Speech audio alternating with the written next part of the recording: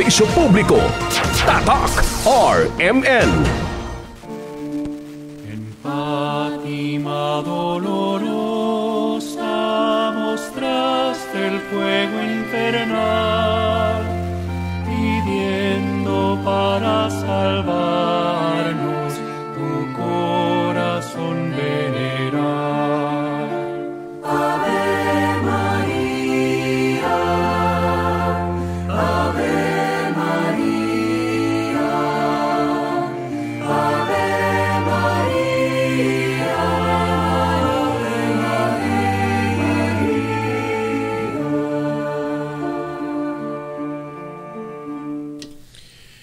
Sa ngalan ng Ama, ng Anak, at ng Espiritu Santo. Amen. Ito na naman ang inyong lingkod, ang kapatid na Silbert Dondoyano Sr. alias Veritas sa palatuntunang liwanag at mga sagot Katoliko. Okay, advance Happy New Year, no? Ilang oras na lang, no? Mamayang gabi, sasalubungin naman natin ng New Year. Okay. Bagong tuig sa Bisaya pa, no? Bagong taon, 2024. Okay. Now, ating muling paggalang sa ating ama ng ating istasyon, no? Sa RMN Dipolog, Sierra Mike Edgar Ducumo, kasama ang buong staff ng RMN Dipolog, ating paggalang sa kanilang lahat. At makasama pa rin natin ang ating mga kaibigan sa technical side, kasamang Radyoman Tax Ilumba, kasamang Radyoman Danny Luod, naka-only siguro ngayon, hindi ko nakita ngayon dito. Okay. Sa inyong mga nakikinig ngayon sa radio, both AM, FM, dahil naka-simulcast ang RMN Dipolog sa dalawang band ng ating radio, AM, FM. Okay. Sa inyong mga nakikinig at sa mga nanood sa live streaming ng RMN Dipolog, aking paggalang sa inyong lahat. Again, advance Happy New Year. Okay, sasalubungin na natin ngayong mamayang gabi ang bagong taon 2024. Okay. At again, okay, muli huwag nating kakalimutan din ang paggalang sa ating kay Spiritual Father, no? Dito sa Diocese of Dipolog, ang ating obispo na nag-preside kanina sa Holy Mass sa ating cathedral. The Most Reverend Severo Caermari, ating paggalang sa kanya at sa mga kaparian na tumulong sa kanya sa gawaing pastoral dito sa ating diocese. At isama na din natin ang ating universal pastor, ang ating pope, mga cardinal obispo, lahat sila, no? Mga obispo sa iba-ibang mga lugar, iba-ibang diocese, mga kaparian din sa kanilang mga diocese. At isama na din natin ang ating mayor at governor na namamahala sa ating probinsya at syudad.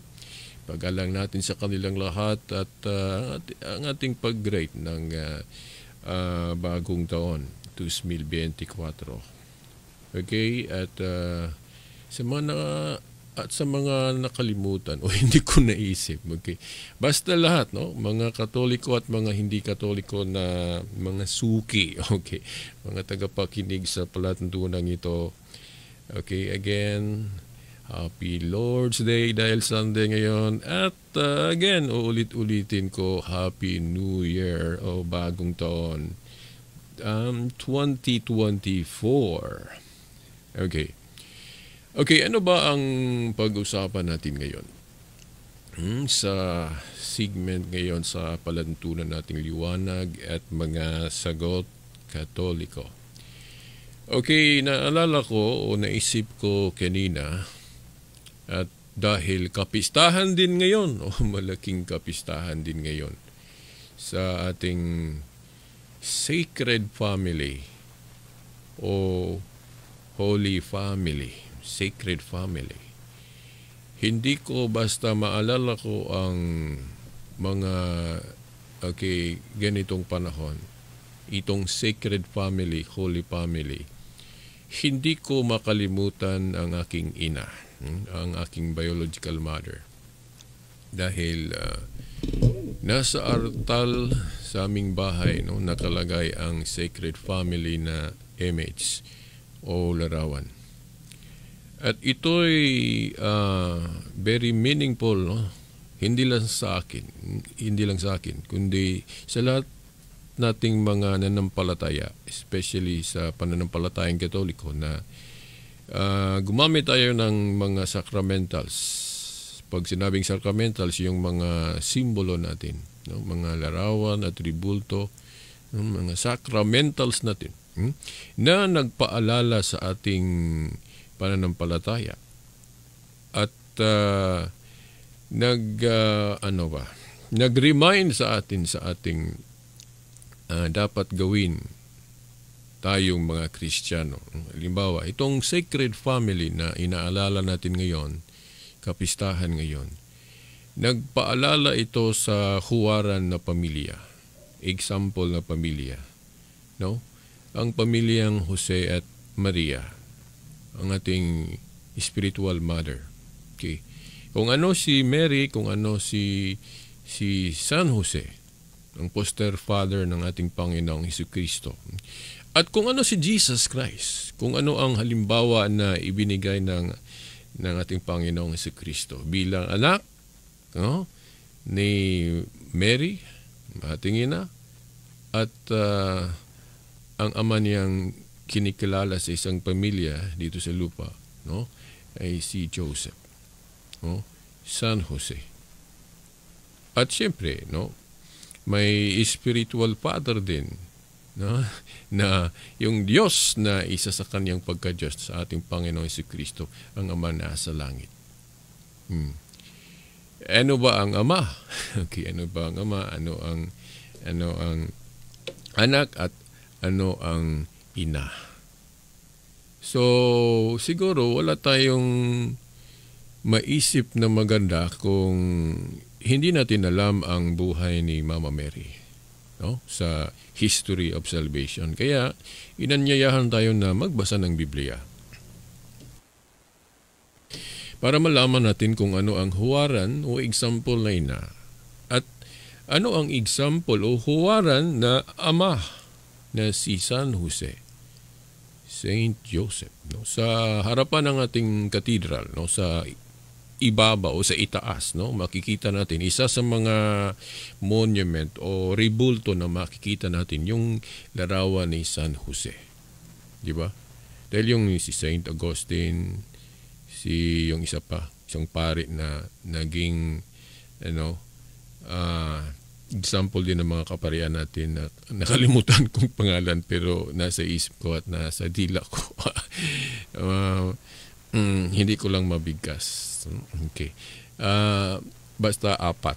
Saint Thomas Aquinas, Saint Augustine, si Saint Joseph at sa yung isa. Okay, Saint Vianney. Apat. Yang mga ribulto na iyan, isa si Jose na isa sa inalala natin ngayon sa Sacred Family. Ano ang buhay ni San Jose? Ano ang buhay ni Mama Mary? Yan ang ating dapat gawing example. Ang example na ipinakita ni Mary ay yung pagkamasunurin sa kaniyang Diyos, na ating Diyos din. Di ba? So, ang pagkamasunurin natin sa Diyos, nagpaalala ngayon, at hindi lang ngayon, maging sa ibang mga araw, palagi tayong pinaalala sa ating kung ano ang dapat nating gawin bilang mga anak ng Diyos, bilang mga Kristiyano, mga kapatid at mga magulang. Okay? At ating ma-connect o Maidugtong din natin ito sa authority ng ating mga kaparian, mga obispo, pope, at maging sa leader ng ating probinsya at syudad na kinilala din natin ng leader sa ating syudad na ang mayor at saka sa probinsya, governor, silang mga ama natin, no? Silang mga ama natin sa ating probinsya at syudad, ang mayor. At sa simbahan naman, sa ating pananampalataya sa Diyos. Of course, ang pinakaama nandun sa langit, ang amang Diyos. Dito sa lupa, noon, naging makikitang ama din natin ng ating Panginoong Jesucristo. Yung Savior natin na leader natin, no? Yung tinukoy sa Juan 10:16, yung chief shepherd, ang ating Panginoong Jesucristo. Tinawag din siyang ama dahil sa kanyang pagka-head. Okay. Sa Isaiah 9:6, di ba? At ang kaniyang representative na pinahiwatig niya sa Mateo 16:18 hanggang 19 nang ina-announce niya ang pagtatag niya ng simbahan o ng iglesia. Okay, and sino sa lahat ng mga apostol o mga disipulo ng Panginoon ang sinabihan o isinugo o pinahiwatig ng Panginoon si Kristo na maging representative niya kung wala ang kanyang personal presence dito sa mundo, no? Yung ina-announce ng Panginoong Jesucristo kay Simon Pedro, na magtatag siya ng iglesia o simbahan. At doon kay Pedro pinahawak yung authority na ang simbolong ginamit yung keys of the kingdom, yung Yahweh, susi, yung mga susi ng kaharian, pinahawak niya kay Pedro. No, sa Catholic teaching, no, sa ating simbahan, ito'y nangangahulugang si Pedro ginawang representative of Jesus Christ. Halintulad natin ito din sa probinsya natin, di ba, yung leader natin sa probinsya, ang governor, no? Ang governor may vice governor siya.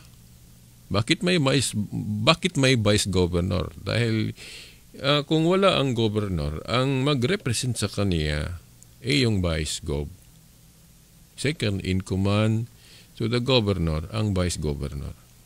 Ganon din, no, sa paalala lang ito, yung sa mga nakaalam na nakalimot, okay, paalala ito. At sa kayong hindi pa nakaalam, okay, alamin ninyo. At sana ang palatuntunan natin isa sa magbukas ng ang inyong isipan na ang ating Panginoong Jesucristo bilang head of the church may representative siya na dapat nating kilalanin. Bakit mahalaga ito? Bakit mahalaga ang aral na si Kristo ay may representative dito sa mundo? Isa lang ang dahilan, no? Ang ating Panginoong si Kristo gusto niya magkaisa tayo. Kaya nga, sa pagtatag niya ng simbahan o iglesia, iisa lang ang kanyang itinatag. At ano ang mangyari kung walang representative si Jesus Christ dito sa mundo? Natalakay din namin ito ni Brother Nicolay Lucenius, ang aking kasamahan sa grupo ng Catholic Faith Defenders dito sa Dipolog. Natalakay namin ito kahapon sa ibang istasyon, no?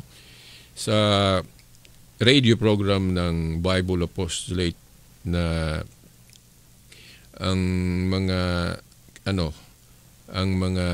nag-host yung mga Catholic Faith Defenders na katulad ko. Okay, kahapon dahil wala si Attorney Abbas, no? Dahil may inasikaso, so hindi siya nakapunta ng radio, no, sa ibang istasyon na doon ang programa sa grupo. Okay, si Brother Nicolay at ako ang nag-represent ni Attorney Abbas. So kami ang nag-program kahapon, no, sa ibang istasyon. At natalakay namin ito. Itong aral ng simbahan na si Jesus Christ ay may representative dito sa mundo. Iisang persona. Dahil kapag marami, alam naman natin kung marami, o sabihin na lang natin, kung walang representative si Jesus Christ dito sa mundo, ang mangyayari, gagawa tayo ng iba-ibang mga leader. So kung gagawa tayo ng iba-ibang mga leader, sarili nating gusto o sarili nating pagpipili kung sino ang gusto nating gawing leader, madivided tayo, hindi tayo magkakaisa. At ito ang nangyayari ngayon sa mundo natin. Diba? Ito ang nangyayari sa mundo natin. Iisang Biblia, pero iba-ibang religion. Iibang pangkat. Now, may aral naman sa Catechism na basa ko, may unity naman sa iyong diversity, di ba? Pero dapat mapaliwanag natin at ito kung ano ang ibig sabihin. Baka sabihin nyo, nangangaral naman ang simbahan ng unity in diversity. Ibig sabihin, okay lang yung iba-ibang grupo.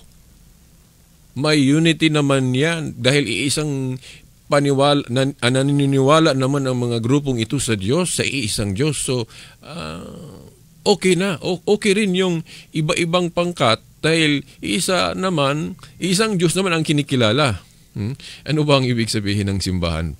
Yung aral na mababasa natin sa Catechism, unity in diversity. Hindi ito ibig sabihin, yung unity in diversity, hindi ito ibig sabihin na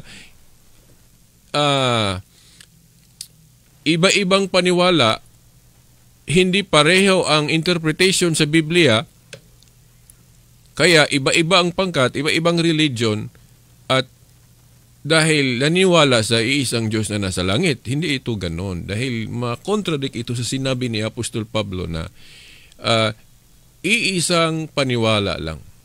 Hindi iba-iba at magko-contradict, magsasalungatan. Hindi ganon. Yung unity sa diversity, ibig sabihin nito, katulad ba ito sa yung rite ng simbahan? May Roman rite, may Byzantine rite, may Eastern rite, o iba-ibang rite, at sa lugar din may Katoliko doon sa Amerika, Katoliko sa Pilipinas. So ito diversity ito. Ibang lingwahe ang ginamit, yung mga Amerikano English, dito sa Bisaya, sa Pilipinas Pilipino.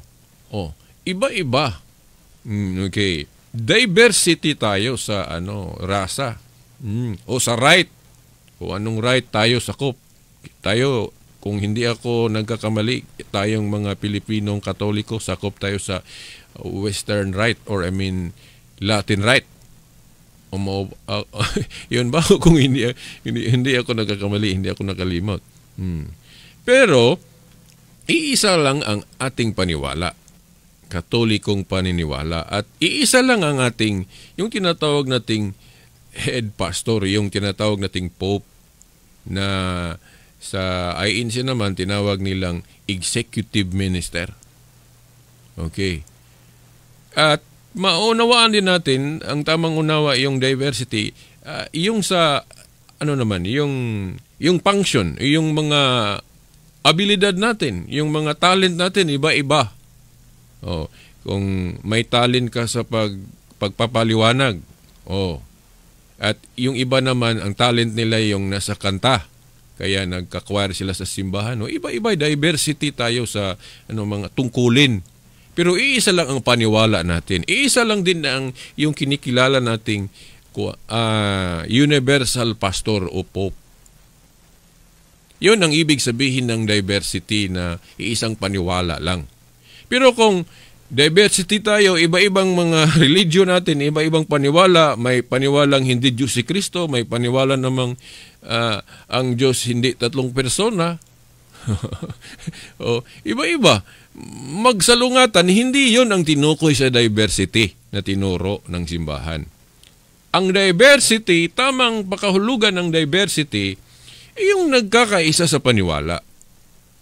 Diversity sa tungkulin, diversity sa talent, sa talento, pero iisang religion lang, iisang paniwala lang. Dahil kung pag sinabing magkaibang religion, parang sinabi natin na ang Diyos pala ay hindi iisa. Marami. Pag sinabing iisa lang Diyos, isa lang din ang paniwala. Yung tunay na paniwala. Yeah. Pero ang nangyayari sa atin ngayon, iba-ibang paniwala nagsasalungatan sa iisang Biblia. Ganun ba ang ibig sabihin ng diversity na tinuro ng simbahan? Hindi. Hindi.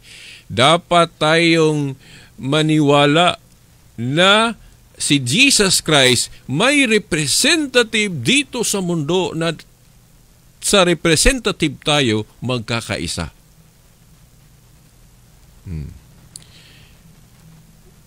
Sino ba ang pinahiwatig ng Panginoong Jesucristo na representative niya?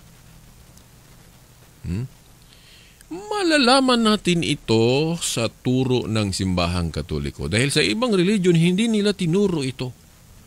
Nang naghahayag o nag-a-announce si Kristo na magtatag siya ng simbahan, pinahiwatig na niya kung sino ang representative niya. Ang pinahiwatig niya si Pedro, Apostol Pedro. Dahil sa lahat ng mga apostol, doon kay Pedro ipinagkatiwala ang mga susi ng kaharian na ayon sa exegesis ng mga Hudyo. Pag ikaw ang binigyan ng susi ng kaharian, ibig sabihin, ikaw ang maging second in command to the king. Kung baga sa probinsya natin, ikaw bale ang vice governor. Ang tungkulin mo, ikaw ang mag-represent o representative sa gobernador kung wala ang gobernador. Ikaw mag-represent, ikaw vice governor. Sa ating syudad din, kung wala ang mayor, ang mag-represent sa mayor, hindi kahit na sino. Ang mag-represent sa mayor, bali yung OIC ba? Ano ba yun? Ibang term. Ang vice mayor dahil siya ang halal na vice. Diba? Basahin ninyo ang Isaias Kapitulo 22, versikulo 21 hanggang 22. No? Kung mauunawaan ninyo ang mga talatang nakasulat dyan sa Isaias 22, 21 hanggang 22. Na noon may naging hari na kung hindi ako nakalimutan ko. Hezekiah. Hindi ako sure. Basta may nakaupong hari. Dahil yung kingdom noon sa matandang tipan like David, kung hindi ako nakalimutan, Hezekiah ba yun? I'm not sure, no? Correct me if I'm wrong. Na ang hari, may ano siya, may second in command siya, yung tinawag nating prime minister, yung binigyan ng susi. Sa panahong iyon, yung binigyan ng susi, bali siya ang second in command sa hari. Second in command sa hari. So, ang ating kasamahan doon, yung bali silbing vice governor o vice mayor. Ang tungkulin niya, siya ang mag-represent sa king. Dahil siya ang right hand bali sa king. Sa panahong iyon, kung hindi ako nakalimot din, si Shebna ang naging katiwala. Siya ang binigyan ng susi. Pero hindi siya mabuting leader, hindi siya mabuting prime minister. Isa siyang masamang leader. So, pwede pala na ang isang leader ay maging masama. Inaalaw ito sa Panginoon. Inaalaw ito sa Diyos. Kahit niya, gusto niya yung maging leader ay mabubuti. Pero inaalaw din niya na kung hindi pipili sa mabuti yung ginawa niyang leader, ay talagang maging masamang leader talaga. Dahil lang tao, hindi ginawa ng Diyos na parang robot na i-program lang. Kung ano ang nakaprogram sa robot, iyon lang ang gagawin niya. Hindi siya mag-deviate, no? 'Di ba? Pero ang tao, ginawa ng Diyos na may free will. Ingyawa siya dahil hindi niya pinagpatuloy ang kaniyang pagkamasunurin sa Creator niya. Yon. So sa panahon, yung sinabi ko sa Isaiah 22:21 hanggang 22, yung binigyan ng susi. Yung tungkulin niya, tinawag na ama o papa. So ibig sabihin Pope. Papa kasi, father. Ang meaning, ibig sabihin ng Pope, father. So yan ang biblical background sa Pope. Sa Isaiah 22:21 hanggang 22. Yung binigyan ng susi, tatawaging ama o papa, father. Oh. Pero yung nakaupong Pope sa panahong iyon, ano siya, bad. Hindi mabuti. Kaya pinalitan siya ni Eliakim. Yung susi na hawak niya, ibinigay naman kay Eliakim dahil si Eliakim na ang papalit sa kanya. So ito ang proof natin, katibayan natin na kung bakit may mga bad popes, dahil ganun din noon. Pero hindi lahat. No? Wala na akong oras, no? Okay, sana mapatuloy natin ito kung hindi ako makalimutan sa susunod na linggo. I hope na kahit na kakaunti lang ang napaliwanag ko sa inyo, okay? Magsilbing parang seed na ito, no? Na malalaki katulad na maging malaking puno. Okay, para maging mayaman tayo sa paniwalang Katoliko at magkaisa tayo. Wala na tayong oras hanggang sa susunod na linggo. Uulitin ko, Happy New Year sa lahat. Sa ngalan ng Ama, ng Anak at ng Espiritu Santo. Amen. En Fátima dolorosa mostraste el fuego infernal, pidiendo para salvarnos tu corazón venerar. Ave María, Ave María, Ave María,